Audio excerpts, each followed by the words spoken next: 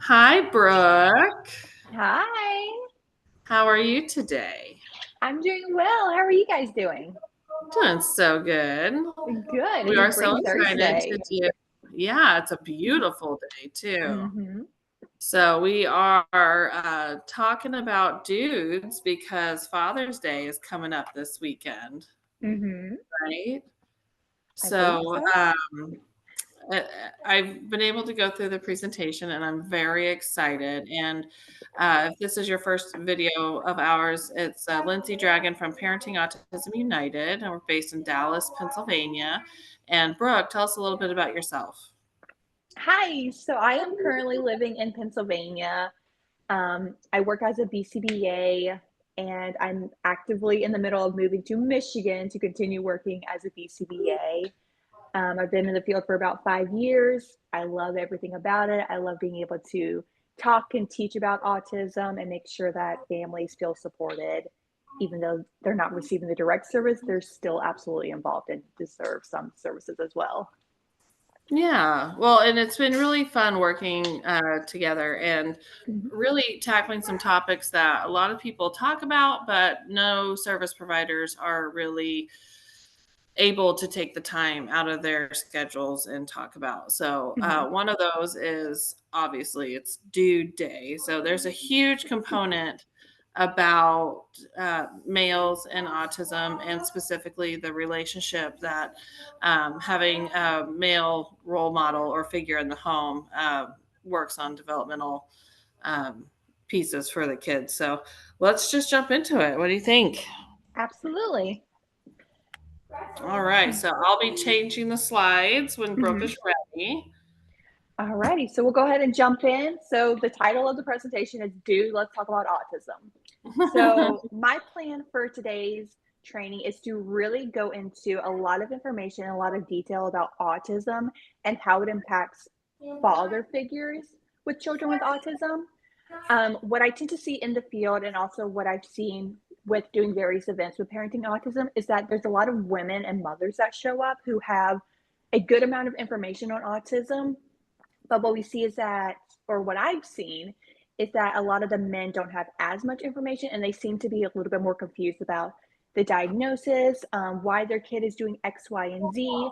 And so I wanted to really give a lot of information and kind of tailor it towards a male's perspective as best as I could, because this is geared towards men and understanding autism and how they are impacted by their child's diagnosis, and also ways that they can support themselves and also support their children and their family in the long run.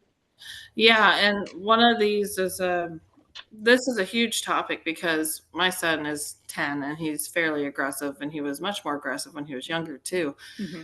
And it was almost like my husband's role was like, don't hit them. If you're gonna, you can hit me. And I was like, no, no, no, no, no, he can't hit you either. Mm-hmm. But that was a role that he could fulfill because he was working all the time. He couldn't make any of those trainings. I would try to explain the, notes to him when he would come home, Mm-hmm. but we were dealing with behaviors. We were trying to do dinner, trying to just get through our days with our other son who's younger and not on the spectrum. So, I think it's just a lack of not being there because they're providing for their families a lot of Mm-hmm. times, or just because the partner or wife may be more able to communicate, because I've done events for guys for dads, and it's just quiet. It seems like guys just Yes. don't like to talk. So funny story, and then we'll get into it. We did Okay. have a BYOD night. It was bring your own drill, and we had the picture of like the muscle man on there, and it Mm-hmm. was about guys getting together to build sensory boards excuse me, for their kids. So we had Mm-hmm. power tools, we had pizza, wings, and with power tools, it was the quietest event I've ever done. Oh, wow. And it was just like I asked my husband, I was like, "What did you guys talk about?" He's like, "Nothing." He's like, "We talked about the drill. We talked about the drill bit that we would need, or the type of screw, or how do we connect Mm-hmm. this." I asked if he felt it was worth it, and he said yes. He said he felt that it was helpful to the other guys who were there, Mhm. just being in the same space as somebody else who was going through the same thing. But it's fundamentally different. And Yes, I wanted to tackle that. So thank you again for doing this for us. And with absolutely. So so we'll go ahead and jump into the presentation. all right. Oh, all right. There we go. There we go. Okay, so like I mentioned, this is a lot of information. This is definitely information heavy, but I'm going to have little breaks to give some more information, not make it a paragraph and just kind of summarize what's going on. And you're always welcome to come back, refer to the presentation, and really read every single line to get the information. But I want to make it a little bit more engaging. So we're going to chit chat, going to go over some big ones. But essentially, we're talking about autism. If you are a newly diagnosed family and you don't really know what autism is, you are frantically Googling, trying to figure out what this diagnosis is, what does this mean for you, what does this mean for your child, and what does this mean for your long term life and how that's going to be affected. So, autism is a neurodevelopmental condition characterized by a couple of differences. The most common one that a lot of people hear about is social communication and interactions are a little bit different. Sometimes individuals with autism tend to struggle with communication and having those relationships, and that's a big indicator that your child may have autism and may need to be evaluated. It's also characterized by restrictive interests, repetitive behaviors, um, different interests and activities compared to other children of the same age. And then we also see behaviors. So with autism, especially autism in boys, is that they tend to have more aggressive and very obvious behaviors that you can point out and say, huh, that's a little bit different. And so that's going to vary kiddo by kiddo, family by family. But those are the big things that we tend to see with boys and autism right before they get diagnosed. So while autism affects individuals of all genders, boys and girls, every single age range, every single race, everything, um, there are there are considerations and there are distinctions between men and women, boys and girls with autism. So with females, they tend to be a little bit more subtle, and we'll go into that in a couple more slides. But we want to learn about autism as much as possible to see how it's going to affect boys when they're first diagnosed and how it's going to be affected through their journey into adulthood and past adulthood.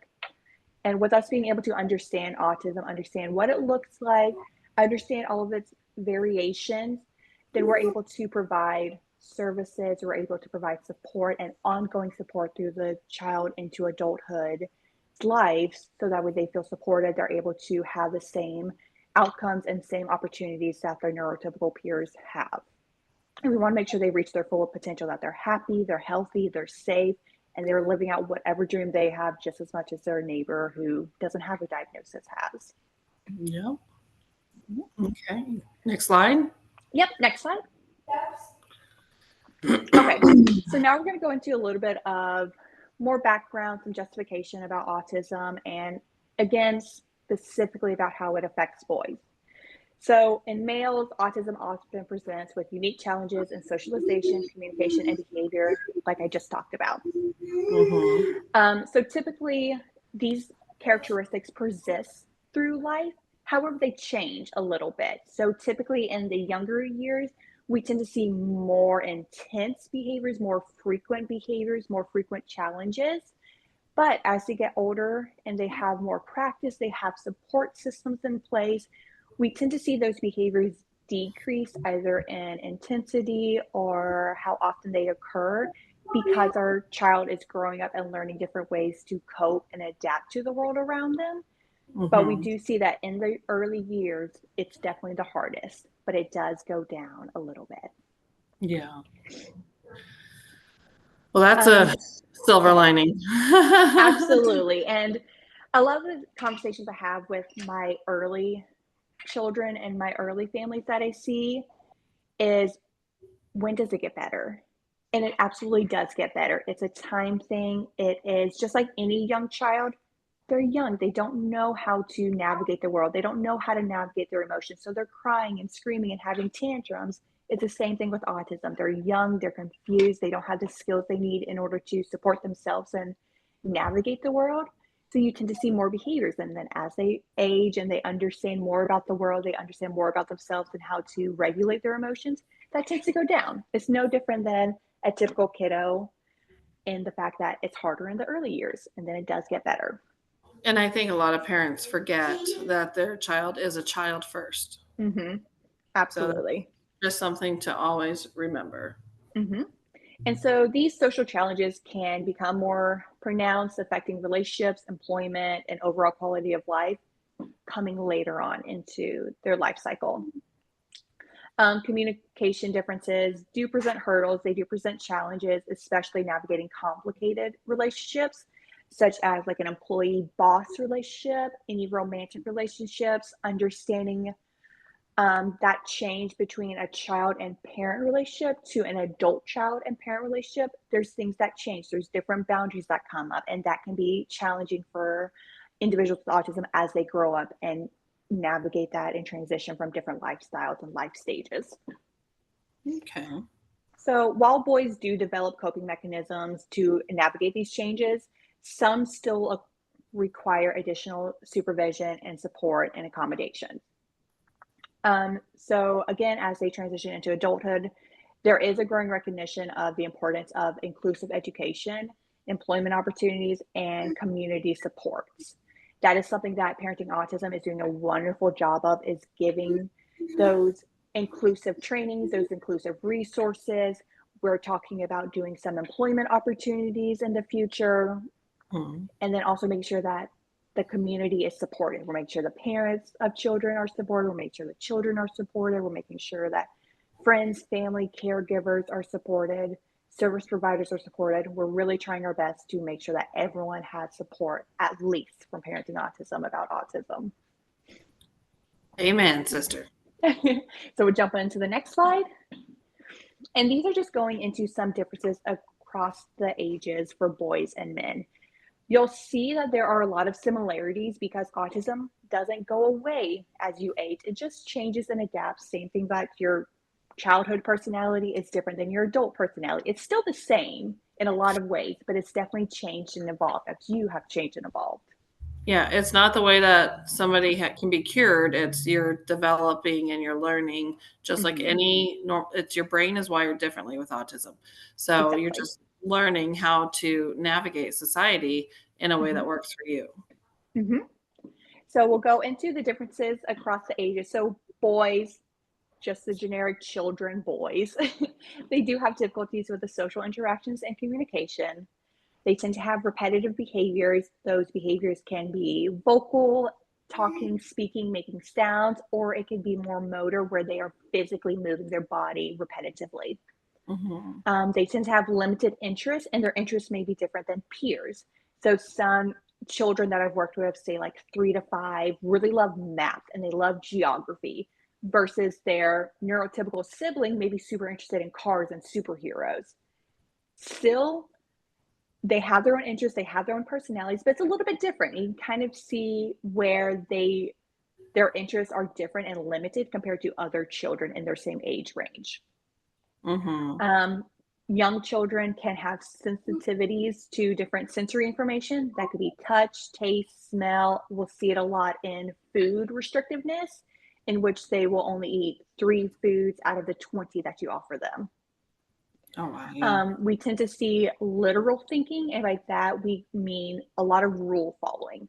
Either the child will learn a rule and they will always follow that rule, or they kind of create their own rules and they're very rigid in the way that they think and the way that they operate. It's not the same for every child. There will be some fluctuations between boys with autism and the way that they present, but these are some of the big indicators and the more common characteristics that we see with boys with autism. Hmm. There's also some difficulty with emotions that can be understanding emotions and also reflecting and expressing emotions. Those can be challenging. And then what we see with boys is we see some increased challenges in motor skills. So, what I mean by that is they may have difficulty walking up the stairs, they may have difficulty sitting crisscross. They may have difficulty running and jumping, and that's just part of the neural developmental stages where in autism, sometimes it's delayed, and just because their brain works differently, it impacts the way the brain interprets motor information and the way that they move. So we see with boys that there's some increased challenges in motor. Yeah, Jackson frolics when like, is he running? I'm like, well, Yeah. he's frolicking. Hmm. So yeah, they absolutely can move and they move a lot, but it just looks a little bit Mhm. different. The way their brain is processing that information makes that behavior, makes that action of frolicking look a little bit different. Yeah. And so as the boys age, these differences and these challenges evolve a little bit, but they're still pretty similar. So they have social challenges, repetitive behaviors, limited interests, communication differences. Same thing, they have some sensory sensitivities. And then we go into some new things that just develop as you become an adult and you have different relationships and roles. So, adult men with autism tend to have difficulty with social relationships. That could be friendships, that could be professional relationships, that could be romantic relationships. Just the complex dynamic of being in a relationship is Mhm. difficult.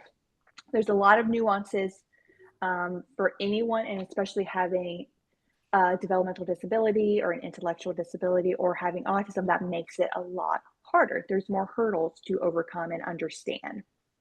Mhm. Adult men tend to have difficulties with transitions and having flexibility with changes in their schedule. We do see this with boys as well, but this is one that I picked out for men because they have to navigate their lives and it's going to be changing day to day and it's under their control in a lot of ways versus boys. It tends to be under the control of parents or caregivers who are saying, we have to go here or we need to move on to the next activity. Mhm. And then lastly, as being an adult, there tends to be some challenges with employment and independent living. This all Yeah. depends on the needed supports of autism. It depends on the severity of their specific supports and needed resources, but that does Mhm. absolutely affect employment opportunities and the opportunity to live independently. Yeah. All right, Very, very interesting. perfect. So we'll scroll over to the next page and we'll just give a brief summary about girls. So, yes, today's training is tailored towards men and boys, but we also want to understand why is it so different between boys and girls with autism. So This with is a girls, huge difference, by the way. huge different that we are still learning about every single day and trying to find better ways to specifically work with girls and identify girls with autism. Yeah. So with girls, they are a lot more subtle in the way that they express their autism. A lot of their symptoms tend to be internal versus boys are more external and you can see that something's going on versus girls, it may look more like anxiety or shyness versus boys, they are more kind of like extreme and outgoing with their behaviors. So you may see a boy run and scream kind of seeming like out of nowhere, you may see them engage in aggression. You may see them running and frolicking and flapping, and it's very obvious. Versus the girls, they may be sitting in the corner and repetitively going over something in their head, or they're having a lot of feelings of anxiety, which gets missed with the autism diagnosis. And this is the age old, boys give you more trouble in the early years and girls give you Mm-hmm. more trouble in the later years. Um, Mm-hmm. I, the, I'm just assuming, but that's like, what is that? Oh, like an old wives' tale or whatever. Um, Mm-hmm. but so far, I've seen it. I have two boys, and they are just crazy. And Yeah. um, you see another family, and it's like the little girl is like, "Oh, you're so easy." And I'm Mm-hmm. just wondering if I mean, obviously, it seems to be the same with autism, so that's interesting. Mm-hmm. And the thing with autism and girls specifically is that a lot of the times a girl will have autism, but they won't get an autism diagnosis because of um, the autism assessment process. So again, because girls are more internal and subtle with their symptoms of autism, they tend to Mhm. get missed because again, the boys are so obvious and then the girls are a lot more subtle with their behaviors. So what we see is that The autism rate in girls is a lot lower compared to boys, but it's because of the assessment process. If you have a girl and you're thinking that they may have autism, but you go through the diagnosis and they don't get an autism diagnosis, try again with another provider. If you are really feeling that your girl child is different compared to other kiddos and maybe they are struggling, but they just didn't show it in the assessment, that's okay. Girls show differently and it's a lot harder to diagnose because the diagnosis wasn't meant for girls, it was meant for boys. And we are still using the same assessment process with our girls. So a lot of the times the girls are getting missed, even though they absolutely have autism, even though they absolutely need the support, they get missed because the process and the assessment process isn't tailored towards girls.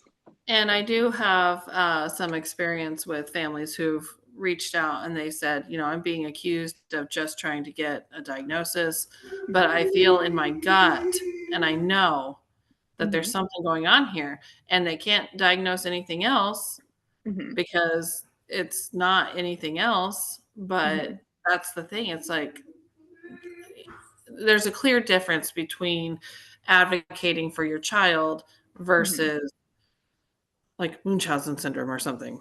Yes, absolutely. And I know we're not going into a lot of detail about this, which might be a good topic for in the future, but the way that the assessment process works is that it's very human based. So I am observing your child on one day, and based off of that observation and how I'm feeling that day, I may see more severe behaviors or more deficits and say, yes, you absolutely have an autism diagnosis. Versus I may see the same child a different day and they're just more mellow. They're playing with a puzzle, they're happy, they're content, they're not maybe interacting with me a whole lot, but they seem content, they seem normal. So I don't give them the diagnosis because in that observation, I didn't Which see is anything that seemed like an alarm. yeah, and those evaluations, number 1, you're going into a new space where your child is, typically, Hmm. it's not a fun space to be, and your child is agitated, and then those symptoms do, present themselves. Hmm. However, a lot of observations are in an environment like the home Hmm. and other places where the child is extremely comfortable, and it's like you're asking them to do something that they've never done in their life, Yes. and they don't know you, and they're not going to do it, or you're in their house. It's just so crazy because it's not a blood test. And I Hmm. think if it would be so much easier if it were, obviously, but if there was any test, and I think that's where medical research is heading, Hmm. just to be able to do diagnostics. But man, that's the hardest part, is that it's human, right? Exactly. So it makes it a very tricky field to be in. I do know that they are having some advancements in brain scanning in the way that they Mhm. can pick up signals in the brain that show some correlation with autism and other diagnoses. So I definitely think the medical approach is going to become better and maybe used more prevalently because the human approach of performing an assessment looking at a child has its errors and we miss a lot of kiddos and we overdiagnose some kiddos because they're having a rough day. And that's Right. something that we absolutely need to work on and make better for our kiddos. Yeah. All right. So moving on from girls, we're going to jump back into the boys. Okay. And so this slide is just pretty much some facts and statistics about men and boys and how it relates with autism. So the first one we have is that in the US, autism affects 1 in 54 boys, which means that it is more significant and more prevalent in men than it is in females. Hmm. So, like we were talking about in the assessment process, boys are 4 times more likely to be diagnosed with autism compared to females with autism. So, what that Wow. means is that a boy and a girl with autism can go into the assessment process with the same assessment day, same assessor, and the boy will come up with the diagnosis and the girl will not. She will get missed. Crazy. Hmm. Among children with autism, boys are often diagnosed at a younger age, with many receiving a diagnosis by 4 years old. That Again, the seems reason high. that it does a little bit, I think this is the national average, and so that's why the age is a little bit higher. Yeah, But because yeah, mhm. we've been able to, like, my kiddo was diagnosed at 22 months. Yes, and I have seen diagnoses as early as just barely over a year old. Yeah. But what we tend to see with our boys is, again, their behaviors are more obvious and you can see Right. them. So you can see them and point them out to a medical professional or even a teacher who may have some questions or concerns about a diagnosis. And they can say, yes, look at them. I could see them doing XYZ. Let's get Right. an evaluation. Versus the girls who are a little bit more subtle. They're talking, they're having a good time with their friends, but they're really struggling internally and having other struggles that are part of autism but get missed because it's not as obvious, it's not as ongoing as boys tend to be.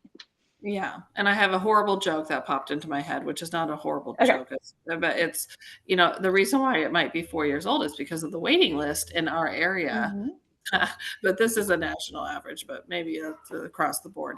But, Absolutely. I do know that parents there is about a 2 to 4 year wait list for some or diagnostics in our area. That's Mhm. their wait list is 4 years for somebody to get the diagnosis. So, Mhm. that's interesting. Yeah. And then let's see, on to fact number 4. So approximately 35% of individuals diagnosed with autism also have an intellectual disability. And this percentage is higher in males. So if you compare the male population with autism and the female population with autism, the men tend to have more intellectual disabilities and more challenges intellectually. So this Okay, may not be an outright additional diagnosis. It could just mean that they're having more troubles academically. gotcha. Boys with autism often experience higher rates of comorbidities, which is just a big fancy word for another diagnosis. They have more than one going on at the same time. And the most common comorbidity we see is ADHD or ADD and anxiety in men. And I saw, when I was working at, the school, there were an Mhm. awful lot of, like, epilepsy diagnoses as well. Mhm. There are a lot of comorbidities or other diagnoses that play with autism, and there Yeah, is some research in the field trying to figure out if there are more indicators of autism, like maybe it is autism and something else, and we're all missing a piece of the puzzle to what autism looks like and what other diagnosis there may be going on right, that we're missing. gotcha. And especially if you talk to adults with autism, Mhm. um, they tend to have other diagnoses as well that maybe come up later in life as they get more information about it or realize, oh, this is different than everyone else that I thought was completely normal. So Yeah, absolutely reach out to an adult or even go onto social media and follow accounts with adults with autism because there's a lot more going on than just, oh, they struggle with communicating and sometimes they flip a table. There's a lot more going yeah. on than that. I mean, and at that point, like we were talking earlier, they've learned how to navigate their life. They've maybe gotten comfortable Mhm, with their physician and accepting medical treatment, which means they mhm, would be able to get a blood test or a different type of test that would, explain a comorbidity. So mhm. this is huge. This is a big deal. So I'm so excited we're doing this. Absolutely. And our last little fact is that although autism acceptance is growing, males still face additional challenges accessing services and supports. And this is a combination of just accessing services as an individual with autism and also having the needed supports maybe when you're out of services or you've aged out and you still need support. You need relationships outside of just your caregivers, and that's hard to find. It's hard to find support, and that just tends to be men in general, with or without a diagnosis.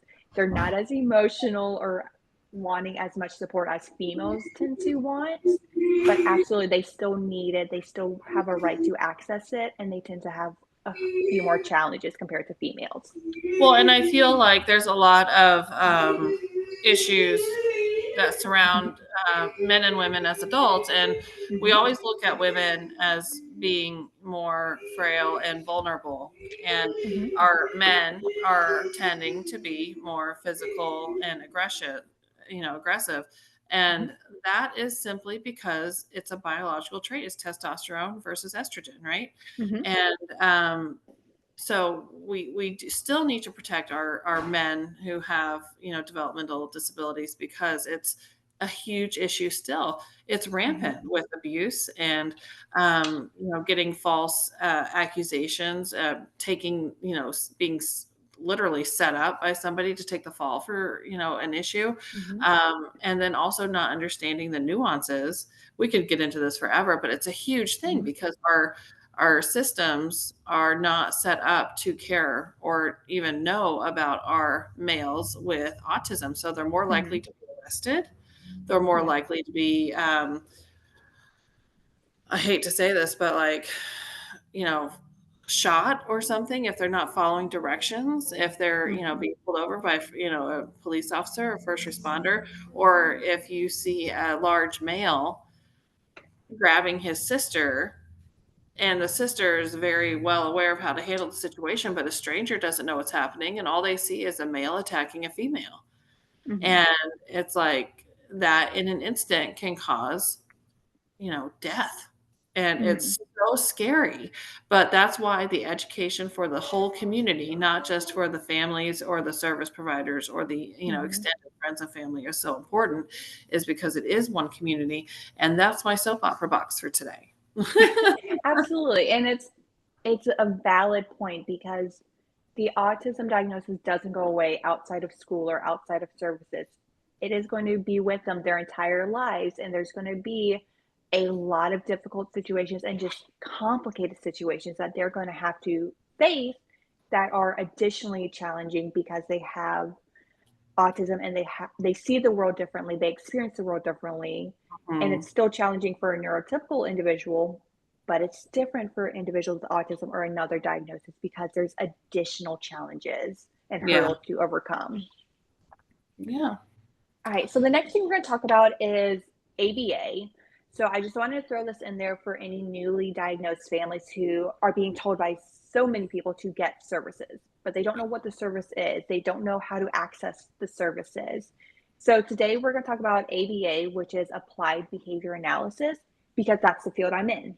They're most likely, if you have a newly diagnosed individual, they're also going to recommend some type of speech therapy, potentially occupational therapy, physical therapy, feeding therapy, mental health therapy. There's a lot that goes into it. And typically, what I hear from my parents with newly diagnosed children is, I don't know what to do. I was given so much information and so many things that I need to get for my child, but I don't even know where to start.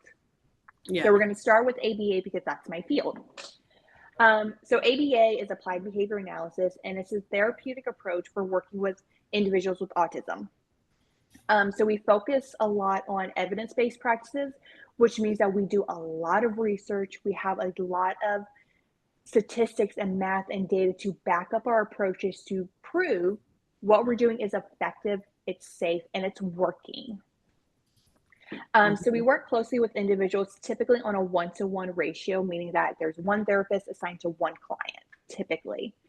And we're working on areas that the child or the individual needs to work on. So that can be trying to get them caught up to their neurotypical peers, it can be working on specific triggers potentially that are negatively impacting the client. It could be working on communication, it could be working on toilet training skills. It really is almost anything that is negatively impacting the client we are able to approach in some regard. There are some things that insurance will tell us no, ABA is not allowed to provide that service, another service needs to provide it. And that's okay. We're not going to get into the nitty gritty of it. But essentially, ABA is there to support your child, support the family as a whole in navigating autism and navigating the challenges that autism brings. And it's going to look different for every family. There's so much information we can go into. So, Lindsay, if you have any questions or comments about it. So it's very important to understand that ABA is a form of therapy that Mm-hmm. Brooke said may or may not work for your family. However, Mm-hmm. it's extremely important to realize that a lot of insurances, this is the only therapy that they are covering a lot of times, in addition to PT, physical therapy, occupational therapy, and speech and language therapy. Mm-hmm. So when we're talking about different approaches, their approaches. It's not therapy. Mm-hmm. When you're dealing with insurances, am I correct with that statement? Yes. Yeah. Yeah. So even if it's not something that you would like to do, um, that just means you need to learn more about it and not take what somebody. People can take anything, any type of instructions, and use it in a malice, out of malice. That's there's a big movement that ABA is equivalent to abuse, and that's not the case. I've seen it for myself. It worked for me, but I had great individuals who are trained and implemented it correctly. Maybe those families had somebody who implemented it incorrectly. And Mhm.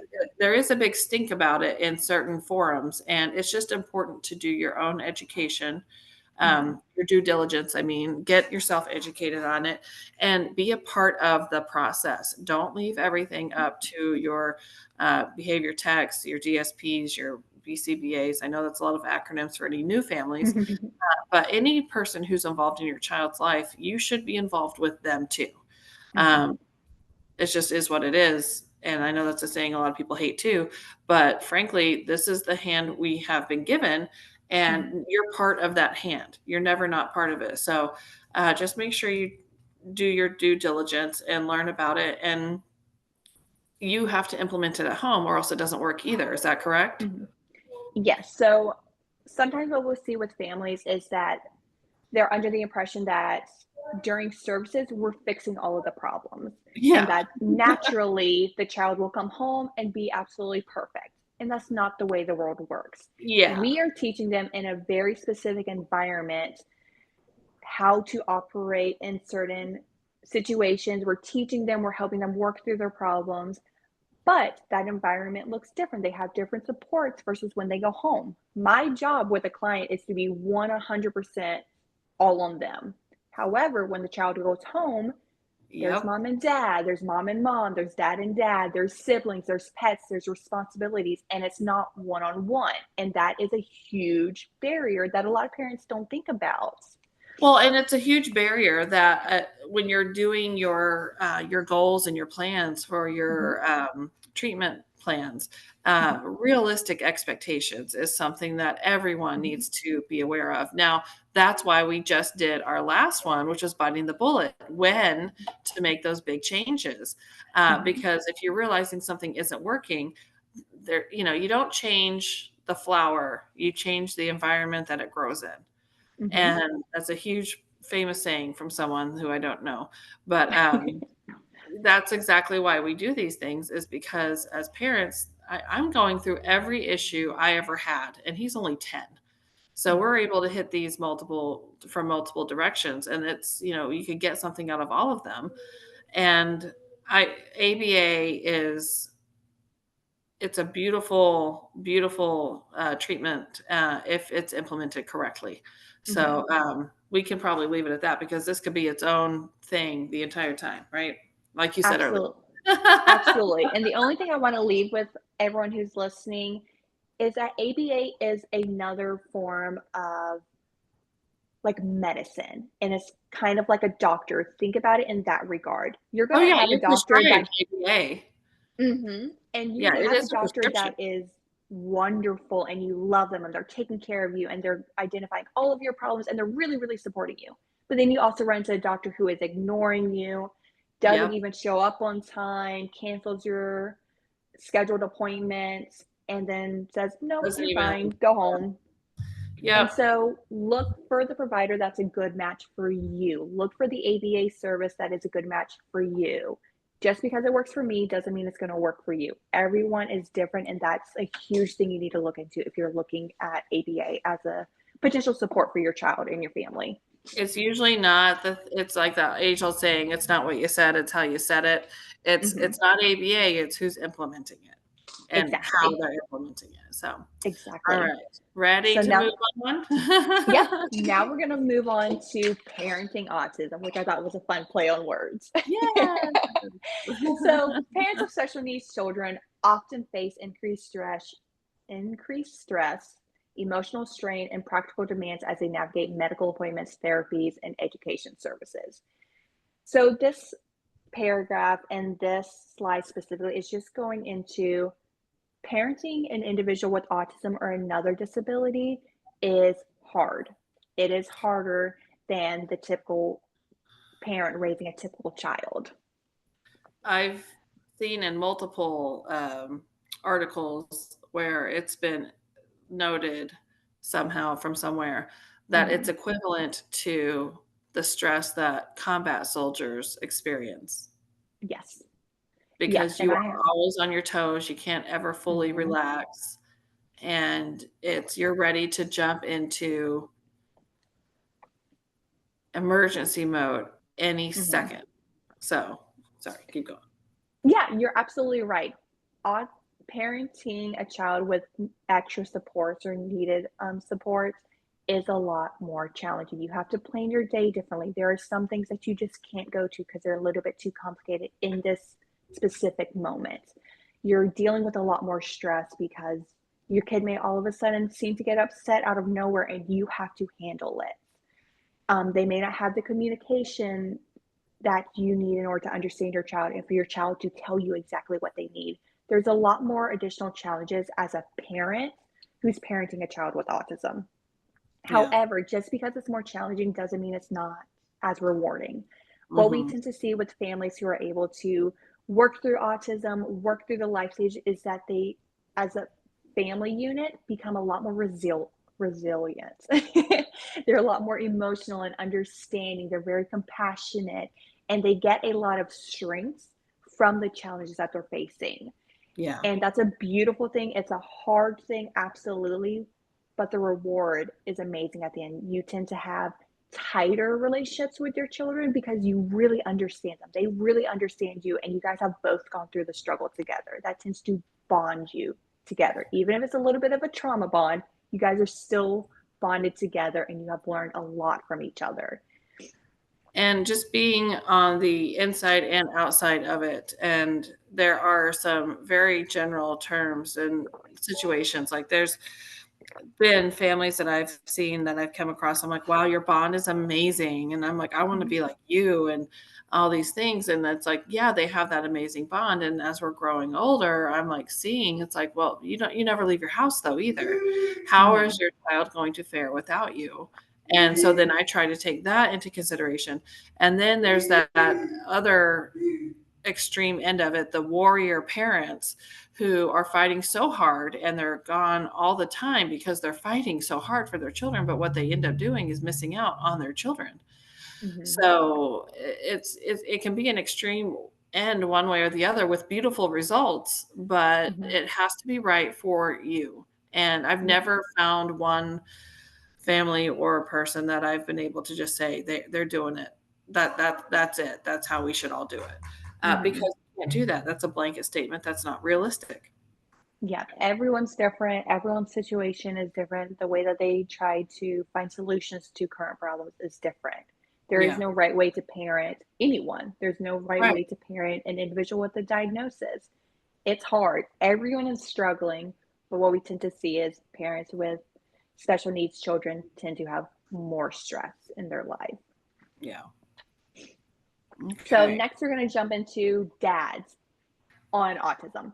So, what I want to go into that is what is the direct impact we see in research from dads as a caregiver or a parent to a child with autism? What is the direct impact we see on the dads? So, I have six facts and statistics over the relationship between autism and fathers. So on the left, we'll go through left side and then we'll hop into the right side.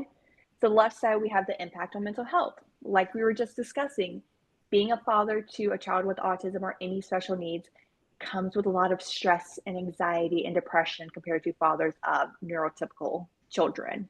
And Mhm. that's because there's a lot more challenges. Their challenges are occurring more frequently or maybe more intensely. And that does lead to a sort of trauma response, and we do tend to see those negative impacts on fathers' mental health. And so we want to be aware of it so that way we can hopefully provide supports and solutions to any mental health challenges that they may be facing. And the mental health part that I see on a lot on our side is that age old, I played baseball. I Mhm, want my child to play baseball. So because things look a little different doesn't mean mhm, they can't exist, but it's getting over that initial hump of, mhm. we're not going to experience the things that I know how to do as a dad, Yeah. as things that I Mhm. thought I was going to do as a dad. That was Yes. our biggest hurdle. Yeah, and it's absolutely life-changing. It doesn't mean it's not an option. It just may not be an option today. It may need to have some additional supports and accommodations to still have that same experience of playing baseball with your kid. Oh yeah, we found Challenger baseball and we freaking love it. There we go. And so, hopping off of that one, we have support networks. Hmm. Everyone needs a support network. Fathers and men in general need support networks. Even if Women they are say they don't, they do. even if they say they don't, women are very good at finding those emotional connections and getting that support. Men tend to have a little bit more difficulty with it. They may have great relationships and friendships, but getting into the nitty gritty and getting into the emotional side of things tends to be a little bit challenging for men. And so we want to Mhm. make sure that they have support networks. It doesn't matter what that support network looks like, if it's going bowling with a group of friends once a week and you just take 5 minutes to rant about your life. Yep. Great. That is the support that you need. It's going to look different between individuals and what level of support they need. But just making sure that you have that support because you're going through a challenging experience with a parenthood, and you may need some additional support that neurotypical parents and neurotypical families don't have or don't need. Another thing that we see with fathers of parents who with children with autism is that their relationship dynamics change between their spouses or their partner. So sometimes those dynamics can lead to increased conflict and decreased satisfaction in the relationship. However, many families also note that they feel a sense of resilience and they feel very supported and connected and bonded with their partner as they're going through the challenge of one, raising a child, and two, raising a child that may have additional supports and needs. So, hopping onto the right side, we're going to talk about caregiving and their involvement. Typically, men with a child with a diagnosis tend to be more involved in the family dynamics. They are there for parent drop offs, they are there for school events, they are there for therapies and recreational activities. They're very present and involved in the home. They tend to be a lot more involved in caregiving responsibilities compared to a neurotypical family with a neurotypical mom, a neurotypical father, and a neurotypical child. That dynamic looks different compared to um, a different an autistic family, for example, with a mother who has autism or another diagnosis, a father who has autism or another diagnosis, and a child with autism or another diagnosis. Those two families look completely different. Even though Yeah. they have similar responsibilities, they look different, and that's okay. Employment and financial concerns.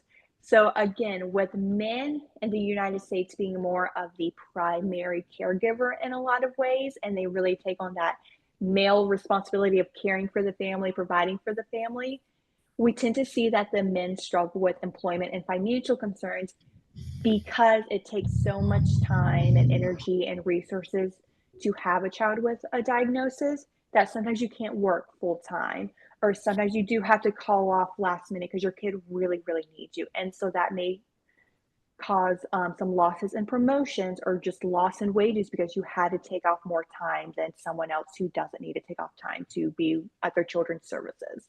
Well, and that's a huge one. And a lot of families who report, they started out the whole thing married and two Hmm. jobs, and then the mom had to become a stay-at-home parent because the demands of the evaluations and the emergency visits and all the Hmm. medical needs that go along with it, she was no longer employable. And then Hmm. what happens is you go from a dual income to a single income family, which adds stress, which means do you move, or does the partner, or the dad, work a lot harder, which means he's there less, which means there's a lot more stress, which Hmm. leads to maybe financial issues because, whatever reason, and then it leads to divorce. Hmm. And that is just a slippery slope that, it takes time to get to. Hmm. And if you're not together, and you can't, the great thing about autism is that everyone has to be on the same page or what we're doing isn't going to work. Hmm. So I think that that's a nice testament to, you know, it shows in your research that it is working. The fact that everyone has to be together and on the same page is much more likely to not end in divorce. Hmm. So Exactly. And the last one is advocacy and awareness. What we tend to see with males who are a parent to a child with autism or a similar diagnosis is that they tend to be really great advocates and they are great at spreading the awareness because they're living it day to day. They see where the community is just not supportive enough or doesn't have enough resources for you to navigate your life with your child and your family. And so, what we tend to see is that men step up as a father figure and they say, look, I need this. My child needs this. And we tend to see them become great advocates and spreading the awareness. I think it's really cool to see a dad doing what the mom would do, like whenever they're by Mm-hmm. themselves and they see like this, you know, a-hole comes in and Mm-hmm. says something, and it's so great when you see the dad stand up because it looks completely different from when the mom stands up. Yeah. And it's really amazing to see. I've seen it happen multiple times and a few times with my own husband, and Mm-hmm. it's amazing to see how the community, um, when a dad is doing it, they really enjoy being a part of that as well. And Mm-hmm. I don't know why, but uh, I've seen it a few times, and it's beautiful, Mm-hmm. beautiful to watch. Absolutely. So, yeah, and so we're pretty much wrapping up the end of the presentation. So the next slide is kind of based off of our previous conversation with biting the bullet, is that these trainings are very general. It's going to change, and the needed supports and the needed information is going to vary family by family, individual by individual. So these trainings are meant to be generic and to just give you a starting point Hmm. for whatever big topic we're talking about. So Yeah, if you, mhm, go ahead. sorry, No, if no, you no. do have any specific questions or want to talk about your specific scenario or just need additional advice that maybe wasn't covered in the training, feel free to reach out to Lindsay and Parenting Autism United. Also, feel free to reach out to me so that way we can discuss what's going on and maybe I can give you some additional resources, maybe walk you through a specific problem that you're having. And we would just want to make sure that you guys have access to resources that are free and available as often as possible, if not always available. Yeah, and we see a lot of people who say, "Oh, I have these issues," but they think that Mm-hmm. they can only ask their service provider.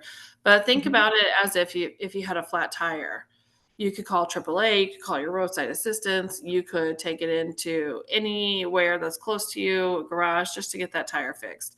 It's just Mm-hmm. a little question that you might have, and if you feel like you're burdening somebody, and you don't have to go online. You can do this on a private way. You don't have to put everything out there about your child Mm-hmm. to everyone.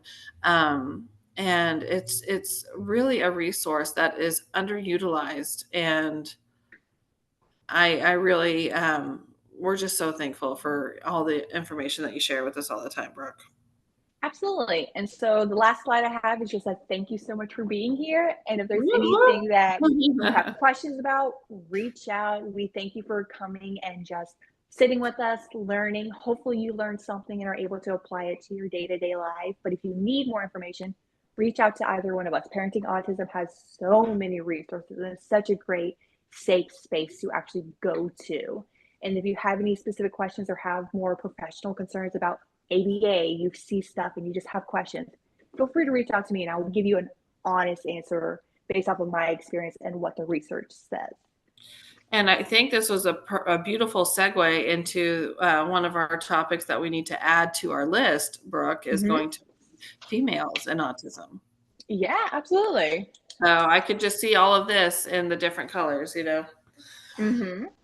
So, all righty. Well, thank you again so much. And we are going to get your uh, face here. Hold on one second. There we go. Hi again. Hi. In the sensory room here at the office. And you can see our beautiful lights by our intern, Regan, who I just know went it's back so up to fun. Canada. We miss him dearly. Um, but yeah, thank you again. And we have a few coming up in July and August. And we're going to add this females and autism to the list because it's clearly needed as well. Put my hair Absolutely. out there. Let's bring that back down. Looking like a baldy there. But no, thank you, thank you, thank you. And I will turn off the recording now. All Okay, right. perfect.